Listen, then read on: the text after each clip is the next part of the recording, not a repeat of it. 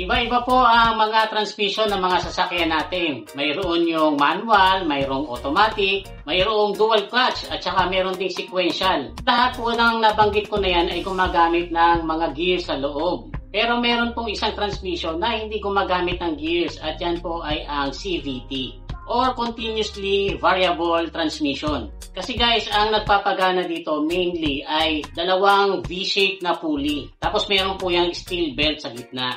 Kung nakakita na po kayo ng panggilid ng mga scooter, ganun-ganun po yung mga CVT sa kotse. Sa mga motorcycles ay napaka-popular nito at wala ka halos maririnig ng mga nagrereklamo. Pero pagdating po sa automotive ay maraming drivers ang ayaw niyang CVT. So bakit po kaya? Alam nyo guys, ang unang practical application ng CVT ay hindi po sa kotse ginamit. Ito po ay ginamit sa isang table saw. Para daw may adjust nila yung speed nito, depende sa kung ano yung kahoy na lalagariin nila.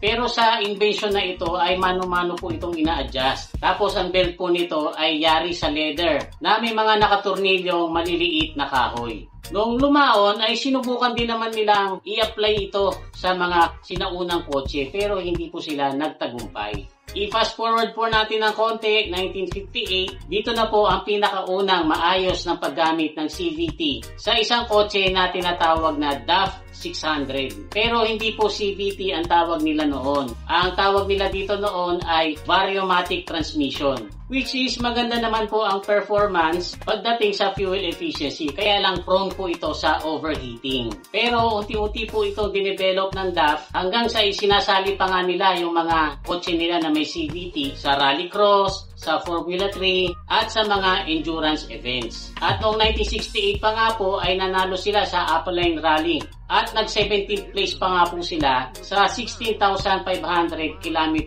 London-Sydney Marathon kung saan kalaban nila ang 100 na iba pang mga racers. And believe it or not, ay nanalo rin po itong DAF 600 na naka-CVT sa reverse racing na kalaunan ay naban sila doon dahil sila lang yung sasakyan na kayang umatras ng 90 kph. Pagdating po ng 1975, itong DAF ay nabili po ng Volvo. Tapos yung mga patent ng CVT ng DAF ay napunta naman po sa Bosch. Pero nung mga panahon din na ito ay nagde-develop ng kani-kanilang mga CVT versions. Ang Subaru, ang Honda, Toyota at Nissan. Kasi guys, nakikita nila yung potential ng CVT bilang very fuel efficient na transmission at saka transmission na pinaka-smooth ang ride. Hindi nga po nagtagal ay nagkaroon na ng Honda Civic at saka Toyota Prius na naka-CVT. Kaya lang ayaw magpahuli ng Nissan at saka ng Jatco. Sa Jatco po kasi kumukuha ng transmission ng Nissan. Minadali nila yung research and development nila. Isinalang kagad nila yung mga CVT nila sa halos lahat ng mga sasakyan ng Nissan.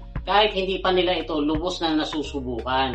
Diyan na po nagsimulang sumama ang image ng CVT. Kasi guys, yung mga CVT transmission na gawa ng Jatco na inilagay sa mga sasakyan ng Nissan ay hindi naging maganda ang quality. Maagang nawo-worn out yung mga belt. Tapos nag-overheat kasi wala po itong cooling system. Tapos meron pang tinatawag na rubber band effect kung saan very unsatisfying ang acceleration. At sa dami po ng mga nagka-differential CVT ng Nissan ay dumami rin po yung mga nagdemanda sa Nissan. Kasi guys, kahit daw well-maintained yung transmission ay nasisira ito. Tapos pag ipaparepair naman nila sa ibang auto shop ay hirap na hirap yung mekaniko kasi i-design daw ito ng Nissan na sila lang ang makakapag-repair. The problem with it is, and we're about to show you, that they're not easily repairable and they're not cheap to repair at all.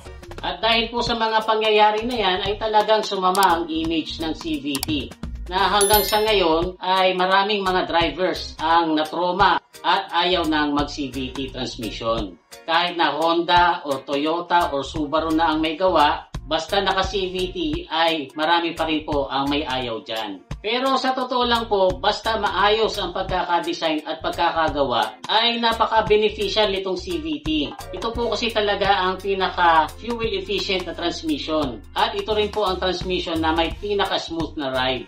Hindi lang yan, matuling din po ang CVT. In fact, noong 1993 ay tinesting po ng Team Williams sa F1 ang CVT. Kaso nung makita ng FIA ang results, ay agad itong naban. Hindi na nila ito pinahintulutang magamit sa F1. Kasi guys, masyado daw po itong mahusay. Hindi na nagsishift yung driver, pero palagi pa rin naka-peak power output. Kaya ayon sa kanila ay nababawasan daw yung skills na required dun sa driver. Ang gusto po kasi ng FIA ay mangingibabaw pa rin yung driver skills sa mga karera nila. Pero pagdating po sa mainstream usage, itong CVT ay patuloy na nagiging popular ngayon. Halos lahat nga po ng brand ngayon ay nag-o-offer na ng naka-CVT. Sa Honda nga po, tsaka sa Subaru may manual mode pa na kayang imimik yung gear shifting.